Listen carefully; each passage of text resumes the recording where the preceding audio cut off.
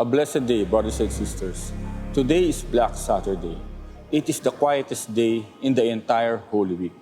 There are no grand liturgies, no dramatic readings, no loud celebrations. It feels like everything has stopped. And yet, this day speaks deeply to our lives, especially as followers of Christ. Black Saturday invites us to pause and reflect. It reminds us that the story of our faith is not just about the suffering of Good Friday or the glory of Easter Sunday, but it's also about the silence and waiting of Black Saturday. Let me share with you 3 important lessons from this sacred day. Point number 1, silence is not absence. On the first Black Saturday, it must have felt like God was completely silent. Jesus was dead. The tomb was closed. The disciples were scattered, confused, grieving, afraid. But just because God was silent didn't mean He was absent. Even in silence, God was working. In hidden ways, in quiet ways, God was setting the stage for the greatest miracle of all, the resurrection. In our own lives, we sometimes experience our own Black Saturdays, times when we feel lost, abandoned, or unsure if God is even listening. But today reminds us, silence is not absence. God is always present even if we can feel Him. He is working behind the scenes, preparing something beautiful, something powerful. Point number 2, waiting is part of God's plan. We don't like waiting, right, brothers and sisters? We like quick solutions, fast answers, instant results. But Black Saturday tells us that waiting has a purpose in God's plan. Waiting allows us to grow in trust.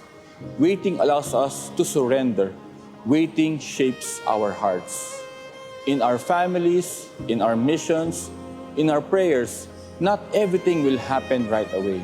Sometimes we will face long periods of waiting for healing, for reconciliation, for breakthroughs. But just like the first Holy Saturday, God is still moving in ways we cannot see. Waiting is not wasted time, it is holy time. Point number 3, victory is already won. The disciples on the first Black Saturday didn't know what was coming. They didn't know that the empty tomb was just hours away. But we know. We know the end of the story. We know that death was not the end. We know that Jesus rises. We know that love wins. This gives us hope even in our darkest moments. Whatever trial or struggle you're facing today, never forget, in Christ, victory is assured. Black Saturday is not the end. It's just silence before the song of victory. Brothers and sisters, let us treasure this day. Let us not rush the silence. Let us sit with it, pray with it, let us embrace it. Because in silence, God is working. In the waiting, God is faithful. And in Christ, the victory has already been won.